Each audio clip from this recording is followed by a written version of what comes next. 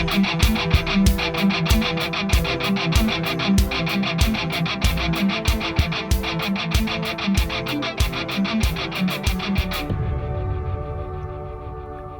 is Dr. Jerome Corsi. Today it's Tuesday. It's December 19th, 2023. Thank you for joining us on thetruthcentral.com. We're doing podcasts every weekday. You can find me on Twitter at CorsiJerome1.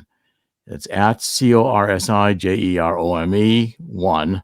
All small letters all together. I'm going to be posting more on Twitter I'll start pretty soon, but certainly in 2024. I'm going to have a number of changes in 2024. I'm going to launch a Substack as well. Let's cover the first stories here today. I want to cover the what's going on with Israel. There's some interesting activity being reported. First of all, Israel is continuing to mount the offensive in southern Gaza. Now, as we pointed out repeatedly, Gaza is a narrow strip of land right along the Mediterranean, north of Egypt. It's very small. It's not really a very big piece of land at all. And what you've got is that Israel is now going south. First, they got Gaza City, which was the big city in the Gaza Strip, and have taken it down. Now they're pushing Hamas out of the south of the country and including flooding these tunnels, trying to destroy the tunnel network that Hamas has operated underneath the Gaza for years to conduct its military campaigns. Now, the number of deaths being reported increase every day. And of course, whether these numbers are legitimate or not, or whether the propaganda put out by Hamas is well aware that Israel is under pressure from the world to stop the offensive because of civilian casualties. So Benjamin Netanyahu, the prime minister in Israel, says the war will not stop until the remaining 129 hostages are freed and Hamas is obliterated after its fighters slayed 1,200 Israelis. Israelis.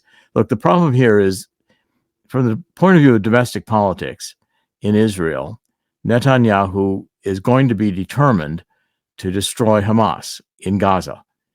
When you have 1,200 people slaughtered the way they were by Hamas, and of course the rest of the world doesn't seem to care, even our universities are pro-Hamas. There was a Hamas demonstration yesterday at Penn Station in New York. And again, these demonstrations are allowed to happen, even though they're confronting travelers, they're wearing masks. The Hamas supporters and our universities now have gone anti-American. They've gone completely woke. They're neo-Marxist organizations, and they're not really serving the purpose of educating a generation of Americans except to hate America. They're good at that. And of course, Hamas hates America because we have supported Israel, and Hamas is determined to kill Jews and destroy Israel. They made that absolutely clear. And they're backed by Iran, which has stated for decades, since 1979, the same conclusion, that they want to destroy Israel. Now, the conflict is also now spreading into the Red Sea, because these Houthis, or I guess, I'm not sure how you pronounce this, but the Houthis, the Houthis, I call them, in Yemen, another group of terrorist organizations, and they are now launching drones and attacking our ships in the Mediterranean. And this is, again, extremely confrontative because it threatens major shipping lanes. So I'm going to try to explain how this goes. First of all, let's get clear where the Red Sea is. The Red Sea is essentially you've got Saudi Arabia on one side, and the other side is Egypt, Sudan, and the Red Sea is in between the two. That's the body of water. So you've got the Mediterranean, which comes through the Suez Canal into the Red Sea, which goes into the Gulf of Aden, into the Arabian Sea. Okay, so again, it's complicated because this is a passageway from the Mediterranean through to India and China. That's why the Suez Canal was dug in Egypt. And it goes through the Red Sea, it's the narrow straits there to get out into the Arabian Sea. And ships in the Red Sea are being attacked by Yemen. Yemen is right at the tip, going in between the Red Sea and the Arabian Sea. It's the narrowest point. It's south of Saudi Arabia, and it's east of Ethiopia and Sudan. Okay, so that's where Yemen is. And these rebels have easy access to attack our ships or any shipping in the Red Sea. Now, they say they are only going to attack Israeli shipping, but that does not seem to be the case. Now, why is this a problem? It's a problem because if the Red Sea passage through the Suez Canal is closed down, then ships are going to have to go around Africa to get to India and China, which is a much larger journey. Okay, so through the Suez Canal, you've got about 8,500 nautical miles, and it's a 26-day trip.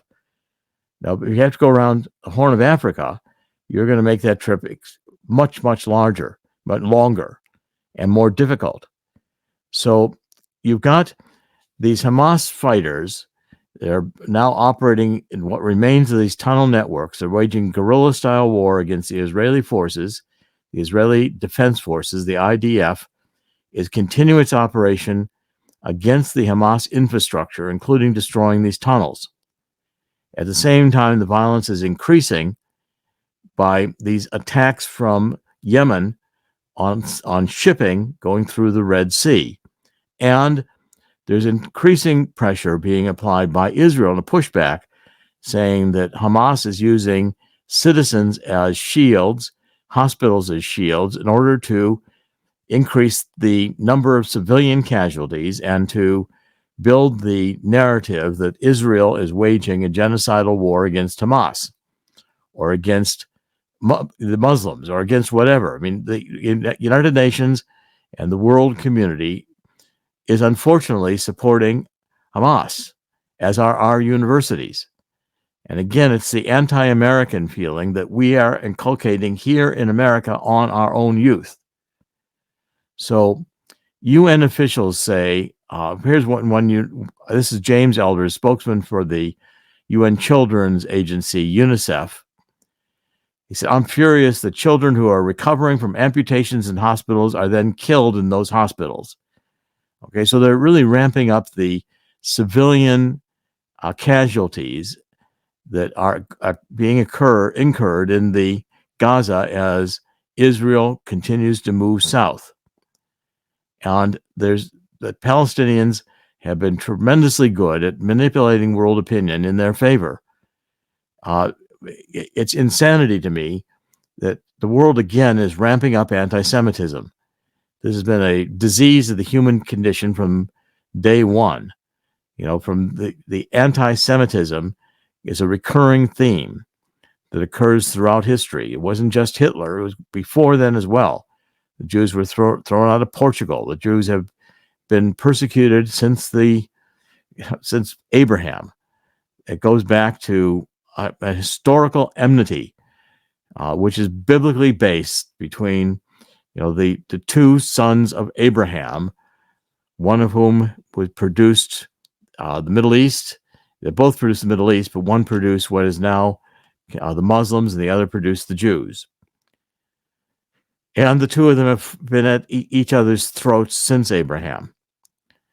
Okay, so again, this is not a resolvable conflict, because if you've got Hamas and Iran dug in that they're going to destroy Israel, there is no peaceful solution. A two-state solution doesn't work, because the Hamas and Iran will only use a two-state solution for a staging or a period of time before they have another attack to try to destroy Israel.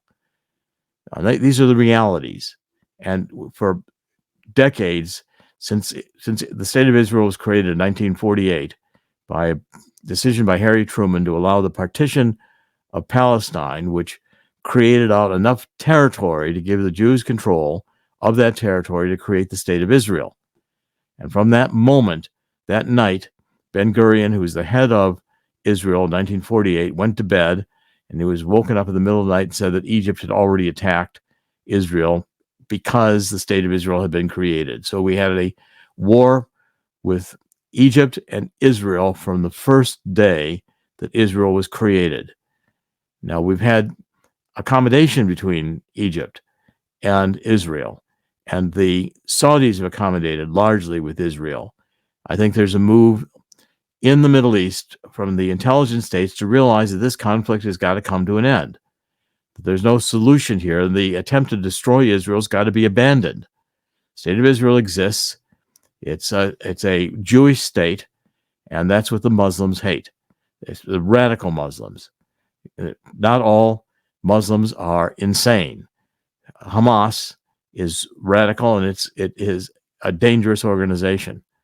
So if you take the closing of the Red Sea or making it dangerous for shipping through the Suez Canal, as I said, it was 8,500 nautical miles. It's a 26-day trip around the southern tip of Africa. It's about 11,800 nautical miles, and it's a 36-day trip. So it's not quite doubled, but you're adding another. It's about a third more. So again, this is a major disruption, which is intensifying the economic impact of the war in Israel with Hamas. The second story I want to cover, I think, is deeply related. It has to do with the Pentagon. Now, Scott Ritter has written this, and it's a good story. He has demonstrated that the Pentagon, which is pretty shocking, quite frankly, is unable to account for trillions of dollars. He's calling Scott Ritter's called the Pentagon a multi-trillion-dollar fraud. So the Department of Defense has failed its sixth annual audit in a row, but taxpayer money is going to keep it going down that drain. So the Pentagon admitted it couldn't account for trillions of dollars in U.S. taxpayer money, having failed a massive yearly audit for the sixth year in a row. The process consisted of 29 sub-audits of the Department of Defense various services, and only 7 passed this year. Only 7 of 29. These audits began taking place in 2017, meaning that the Pentagon has never passed one. Okay, so the defense budget of the United States is so grotesquely large, it's $877 billion, which dwarf the $849 billion spent by the next 10 nations with the largest defense expenditures. And yet the Pentagon cannot fully account for $3.8 trillion in assets and $4 trillion in liabilities that has occurred at U.S. taxpayer expense, largely, supposedly, in the defense of the United States. But as the Biden administration seeks to get $886 billion for next year's defense budget, and Congress seems ready to add another $80 billion to that amount, and they're arguing right now in the Senate about this defense bill, or the bill that's going to support Ukraine and whether or not it's going to have border protection in it and other issues. It'll probably get a last minute compromise, and the Pentagon will get more money, and Biden will get more money to send to Ukraine down that rat hole.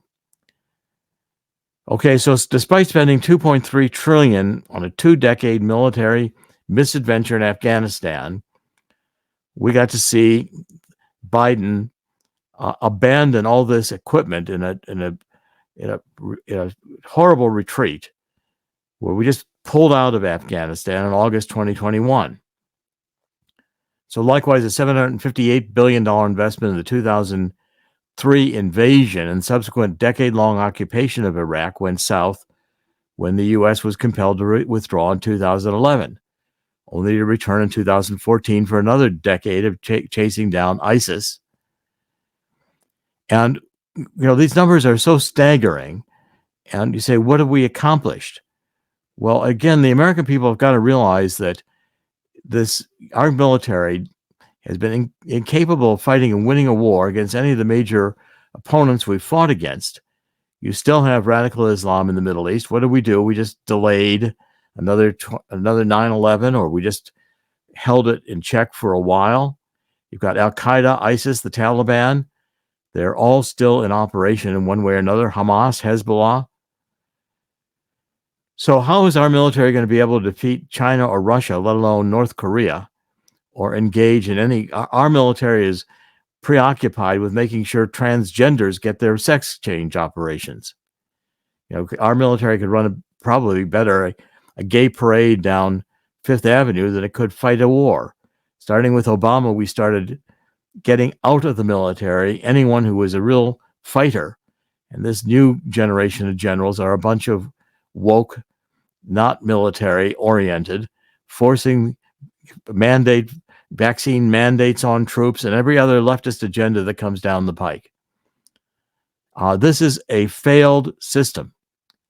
And I think today Americans are becoming aware, when we have these trillion-dollar deficits, that all we're doing is inviting Marxism in. We're opening the door to Marxism, and we're opening the door to in a way that is going to be extremely dangerous for the future of the United States.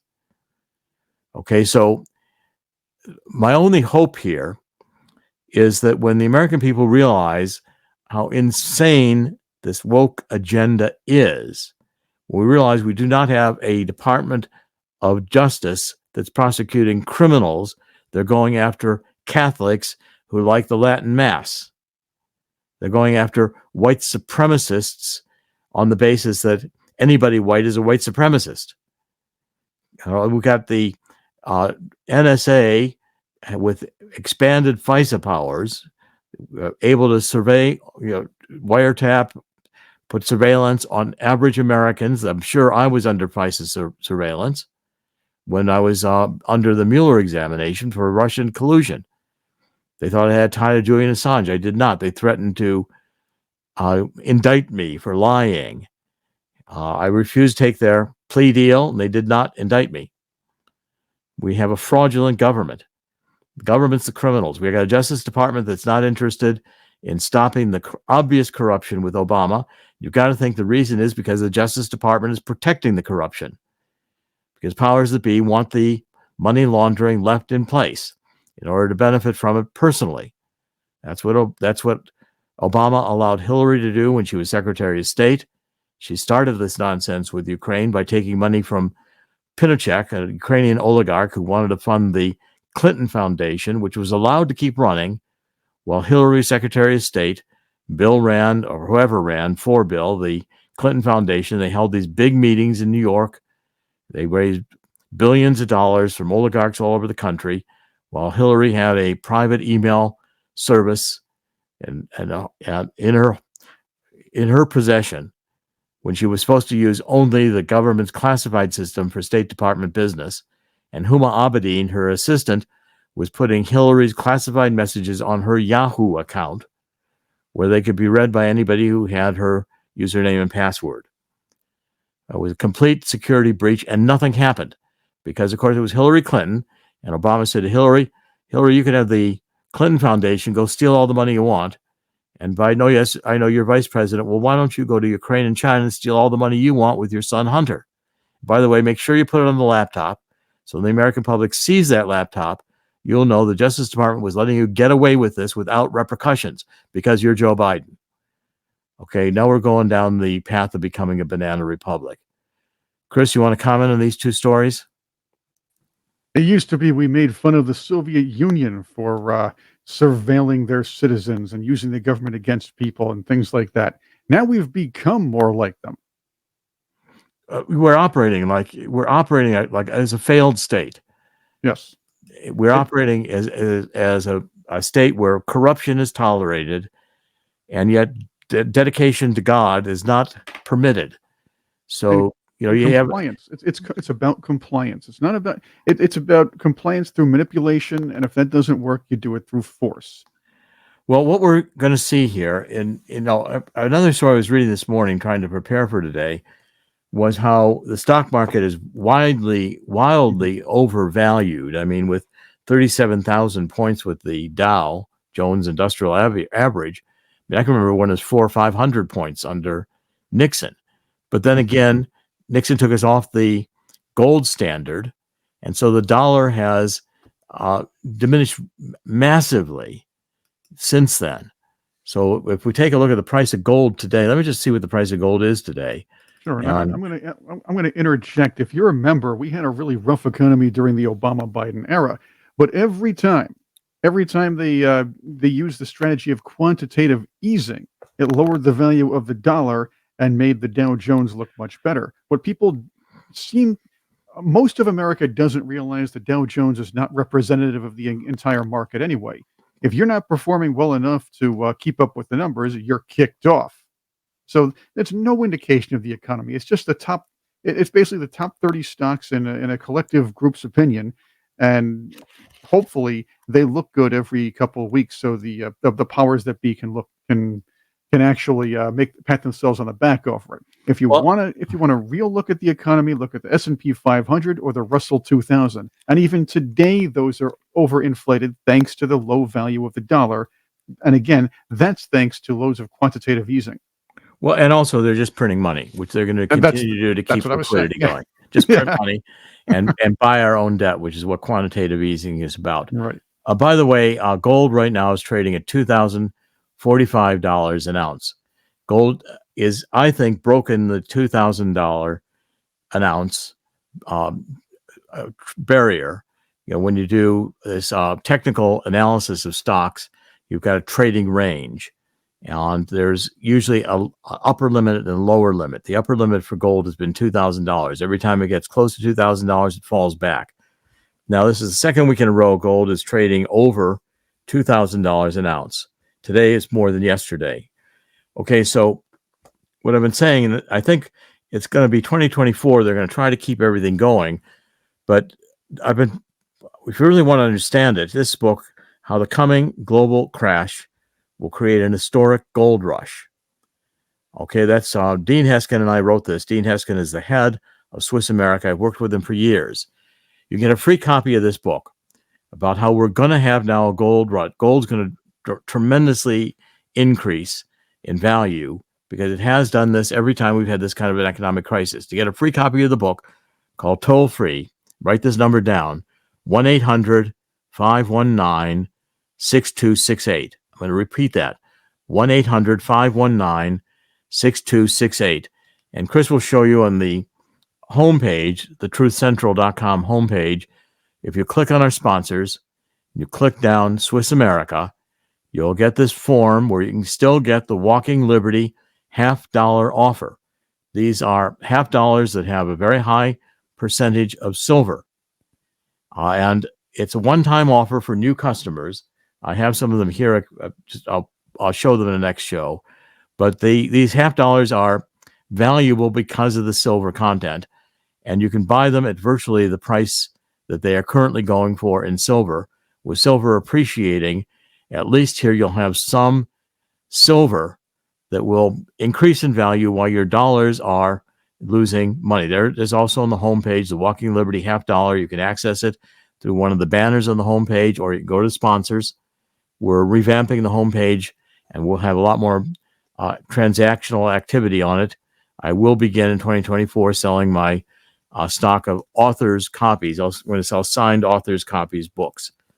Also in 2024, we're launching, this is Live Longer and Better. It's a book I've written with Chris Burries, who's the head of My Vital C.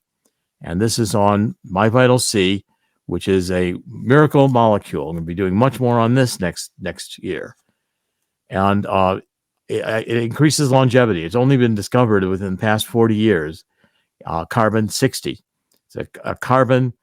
It's an atom with 60 molecule with 60 carbon atoms around the nucleus, and it has longevity properties. And it's made so you can consume it. It's available for pets. Just check it out. I think you'll like it. Give it a try. Okay, now let's go to the couple more stories I want to cover today. There's a lot here going on. If we look at let's pivot from the war and the Pentagon to talking about what went on at COP28, this climate summit in Dubai. Now, the fallout from that is happening. People are beginning to assess what happened in Dubai. What happened in Dubai was they came out with a very weak statement that we need to really not use hydrocarbon fuels any longer. They still call them fossil fuels, which is ridiculous because there's no fossil that ever made any fuel. What this is about is a new article was out by a climate scientist named, his last name is Prins. It's on netzerowatch.com, called Archimedes Fulcrum. And what he's demonstrating here, Professor Grins, is that the failure of the COP28 climate conference is apparent because we could not get a strong declaration that we're going to stop using hydrocarbon fuels. When that issue came up, the countries of the world with any sense, China, India, said, no, we're not going to stop using hydrocarbon fuels. It's disaster. So the conclusion here is the game is up for net zero. This net zero is a complete scam.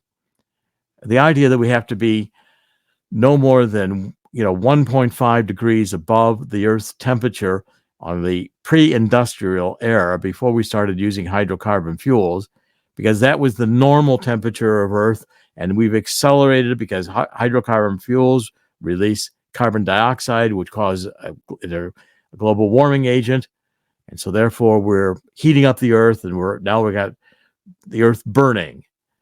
Nonsense. There's more carbon dioxide in the atmosphere 600 million years ago, and we've had ice ages since then. Carbon dioxide is a minuscule molecule in the atmosphere, 0.04% of the atmosphere, and the most powerful greenhouse gas is water vapor. They don't talk about water vapor because hydrocarbon fuels don't exude water vapor. So in this paper that Professor Prins has written, and he's a security and energy expert, he's got decades of experience, and he's saying that our increasingly unstable world, he calls them luxury beliefs. In other words, these insane ideas of the ultra wealthy designed to convince you and me to give up our freedom. So that one of the chief luxury beliefs is net zero. So it's got to be jettisoned as a matter of urgency. Its time is over. I think that's right. The harder net zero is pushed, the more it fails, he wrote. The more it fails, the more it damages the environment. Social trust and harmony get harmed. It's high time to supplant the eco-religion with reason and evidence. Well, that's a thought. I mean, we're not supposed to imagine no police. We're not supposed to imagine no boundary, imagine no God. That's John Lennon's popular interpretation of the complex political philosophy that has led to this woke madness. And by the way, please read the book I've written, which is The Truth About Neo-Marxism, Cultural Maoism, and Anarchy. What these ideas produce is destruction, and they were intended to produce destruction. So Professor Prins writes, what is to be done? At this geopolitically tense moment, fortune favors the bold. The simplest way is the safest way because it's the most decisive way. That is Archimedes Fulcrum, way to deliver a thermodynamically competent energy transition as if the environment really mattered. Okay, so the basic point here is that we can't control the weather. Can't control the Earth's temperature. The forces are too massive. The forces required to bring El Nino currents, warming currents, up into the Pacific. The forces that cause volcanoes to explode. The forces that involved when asteroids hit the United States or hit the world, the globe, as they did in the Yucatan. So in 65 million years ago, which caused tsunamis all the way up to what is today North Dakota. That was one of the factors that led to the dinosaurs' disappearance. The Earth has fundamentally changed in geological time. The Earth is 4.6 billion years old. In the first 80% of Earth's history, Earth was uninhabitable on the surface. It's only been in the last 20% of Earth's history that we have had life on Earth, and especially on the surface of the Earth. And the time when human beings have been here is much less than 1 second if we put it on a 24-hour clock, the entire Earth history. As far as the Earth is concerned, we're just the latest creatures walking around here. The Earth has seen 5 major extinctions of just about everything that lived on Earth before human beings got here. We didn't have anything to do with those extinctions, and it certainly didn't have anything to do with carbon dioxide. Carbon dioxide follows global warming. It doesn't cause it. Now, the next story, which is complementary to this one, is the fact that what came out of this actually surprised me, came out of the COP28 meeting was a pact was signed. This is a story, I'm just publishing a story right off the Department of Energy's website, which the countries launched a declaration to triple nuclear energy capacity by 2050, recognizing the key role of nuclear energy in reaching net zero. Well, nuclear energy doesn't exude carbon dioxide. But the point is, this is an admission that the solar and wind have failed. If they were succeeding, they would not be pushing at the United Nations and the Department of Energy in the United States level, us going nuclear. Okay, let's talk about going nuclear. There's a proposal out for doing these small nuclear plants. In fact, there's a group talking with Rolls-Royce about it for putting these plants in Ukraine, which is another insane idea. People think we're going to win the Ukraine war. It's lost.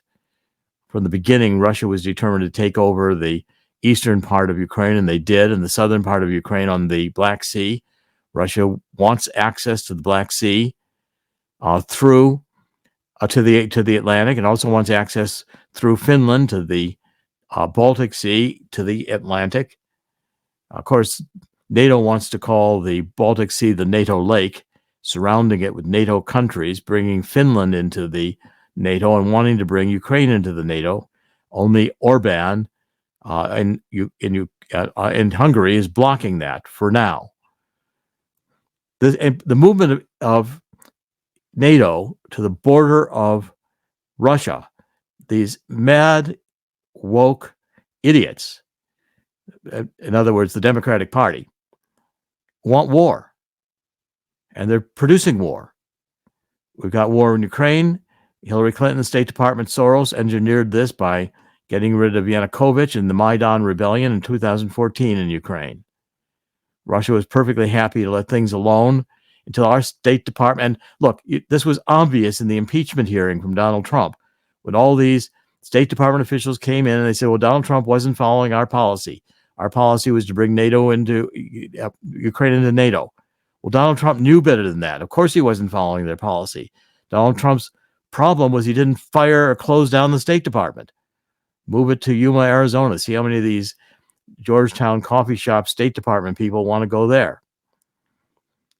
Okay, so now the pledge of the United Nations and the this climate summit, they're going to build triple nuclear energy globally. Now, nuclear energy is in part of the future. Our Navy runs on nuclear energy. Of course, our Navy has highly trained people running the submarines and other ships that operate on nuclear fuel. You start tripling the amount of nuclear power plants, and then you hire them with employees who are under this DEI standard, diversity, equality, and whatever the I stands for. Chris will tell us in a minute. I mean, this thing is absurd.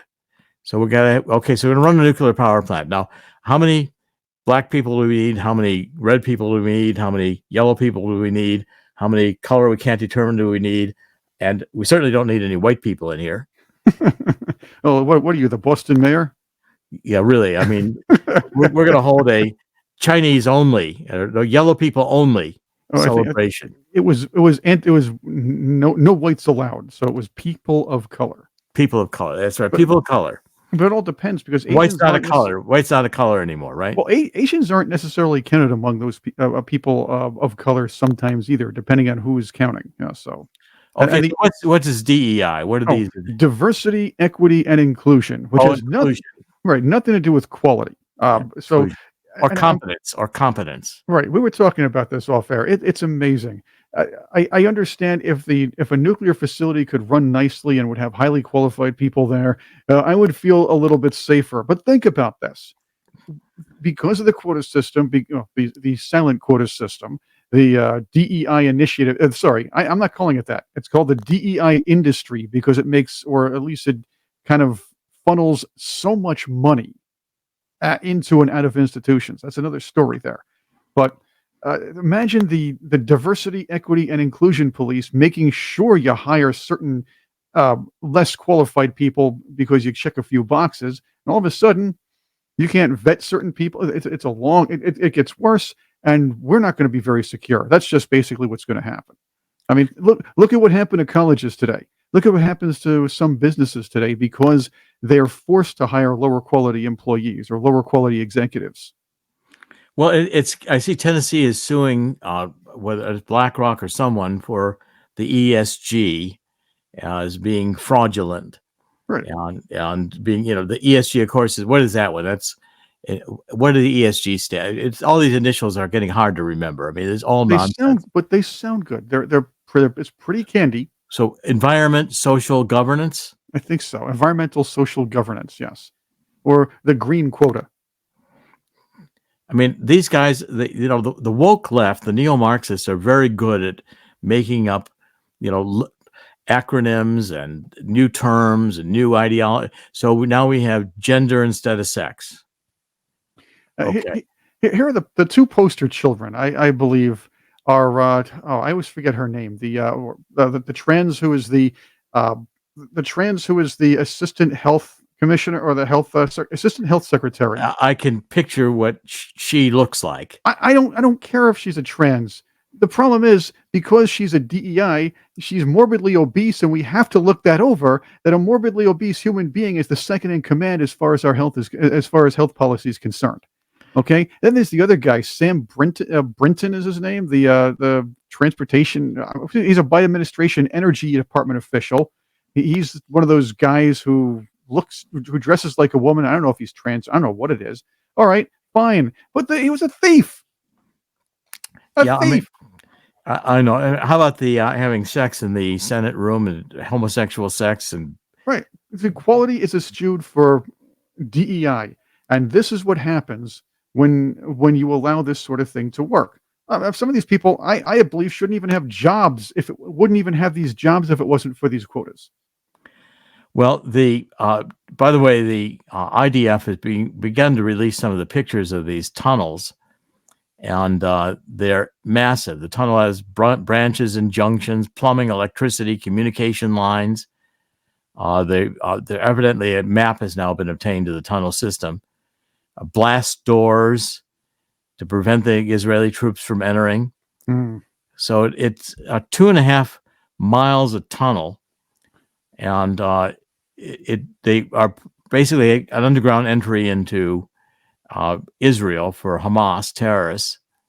Yeah. And the media tries to portray Hamas and Hezbollah and people like this as a somewhat organized with a hierarchy group of ragtag rebels who are trying to stand up to what they think oppression is. No, these are calculated individuals who have, as you have revealed now, have put together a very complicated set of tunnels because they know what they're going to do is wreak havoc. They have to be able to hide, like, well, I'm going to say roaches, if you will, rats, if you will, after perpetrating these acts, using hospitals and civilians as shields.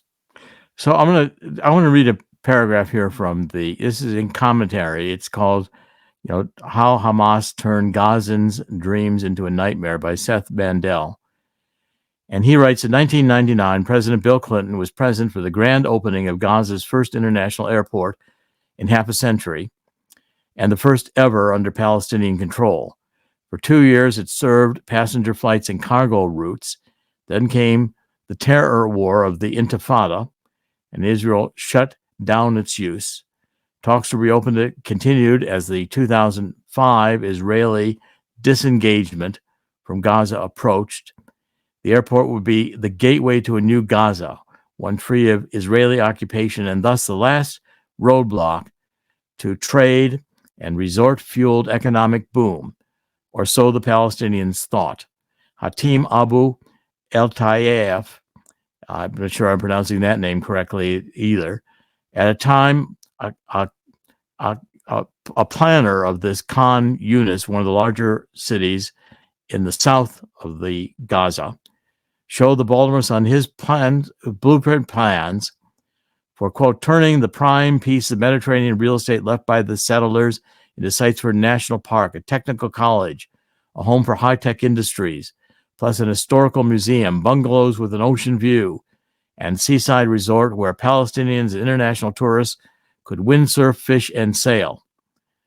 Well, then Hamas came around, and the terror group's takeover of the Strip turned the Intifada from a temporary murderous outburst into a governing strategy. What we see now resulted from the billions of dollars in aid that flowed into the Strip since the construction of a second Gaza underneath the first. This one opened to kleptocratic Iranian satraps only. Second, Israel's blockade of Gaza was a Swiss cheese. It never stopped necessities from entering the Strip and didn't even prevent the importation and smuggling of non-essential goods. Hamas merely stopped anything and everything from reaching the Palestinians. The blockade wasn't useless, however.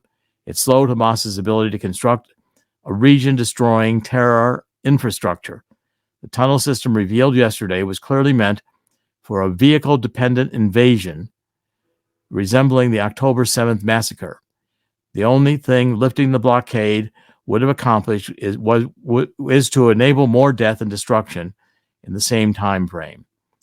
So these tunnels were prepared to be able to drive vehicles through them, have an army assemble and attack Israel surreptitiously, just as the Hamas terrorists came across the border on October 7th and murdered 1,200 Jews.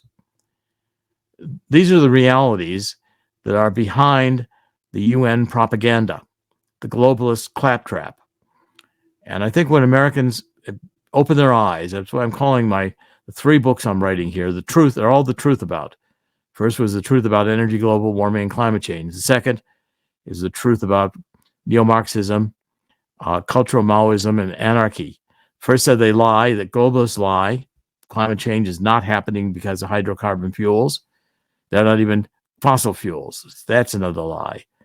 Why do they lie? Because they're neo-Marxists who want to do a cultural revolution to destroy the culture of America, break down the family, open the border, destroy any traditional American values, eliminate free speech, persecute those who are, in fact, wanting to raise families and live orderly lives, destroy our energy system so we reduce the population, depopulate.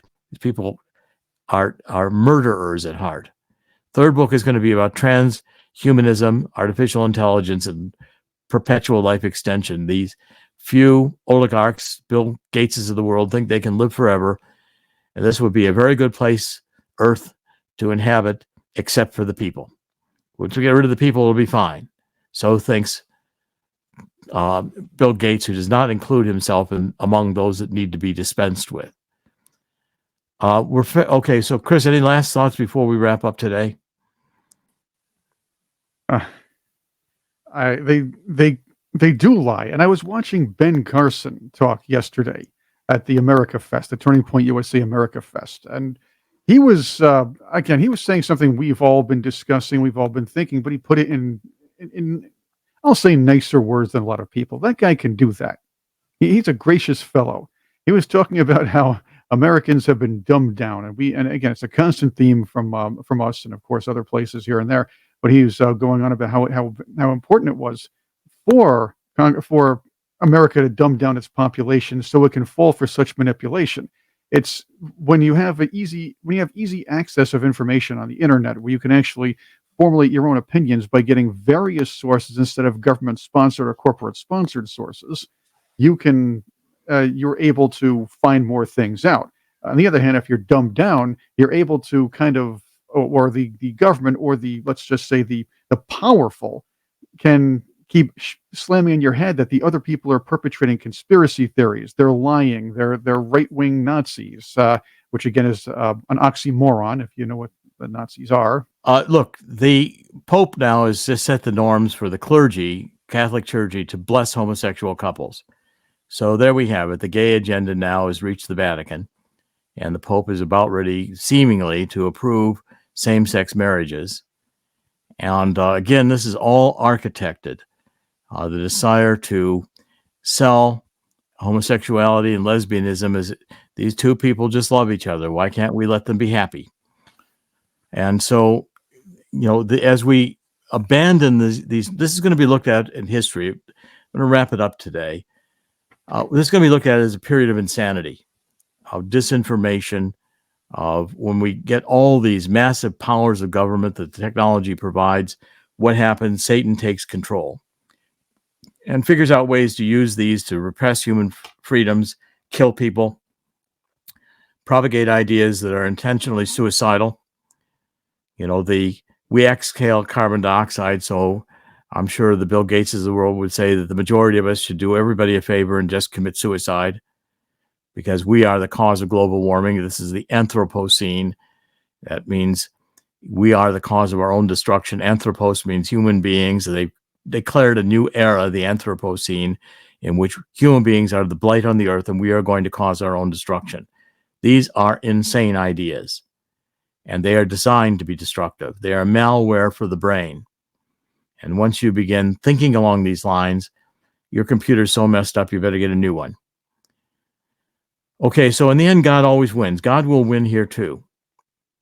It will not be without a struggle. But in the end, God will win. God created this place. God can pull the plug on it anytime he decides to do so. And for those who deny that there is God, good luck. Chris has got on the screen. Be sure you get a copy of this historic gold rush book that I've put together with Dean Heskin predicting a global crash is going to occur. It might not occur in 2024 as they keep pumping money in to prop up the economy with the Fed just printing money. 1-800-519-6268. Free copy of the book. 1-800-519-6268. Talk to Swiss America. You'll be benefited from it. The Bible advises us, 2 Chronicles 7:14, get down on our knees and ask God to forgive us for letting this all get so insane. If we do that 2 Chronicles 7:14 says God will hear our prayer and heal our land. It is going to take divine intervention. But divine intervention comes from people who determine to follow God's law and profess God's law, despite the risk, despite the objections, despite being demonized for doing so. You can't. Advertisers can refuse a picture of George Washington kneeling because it's prayer, but they'll put up a statue of Satan in the town hall. This is insanity. And there will be a judgment of God, which we are in the process of going through. We do not want to have the 4 horsemen of the apocalypse ride. We don't need what's coming, except that we've asked for it. I don't believe God created the human race to fail. I believe we'll get through this period of time. I can already see it breaking up because the lies, wanting us to eat bugs, drive electric vehicles that don't work when there's no charging stations, all these ideas fail. As the ideas fail, people realize that they've been lied to. Once people realize they've been lied to, they're not going to believe what the government says. They're not going to fall for it. And I think around the world, we're seeing a return to God, a return to the fundamental principles that work for human beings, which are limited government. We have far too much government. And this idea of a world government is way too much government. So in the spirit of 2 Chronicles 7:14, I remain optimistic. It'll be a troubled time, but we will get through it with the grace of God. This is Dr. Jerome Corsi. Today is it's Tuesday, December 19th, 2023. We're broadcasting on thetruthcentral.com every weekday. We're on the homepage. We're on a lot of channels. Rumble. We're increasingly on Rumble, BitChute, Cloud Hub, and many others. iHeart, Apple Podcasts. You can hear audio only of this program.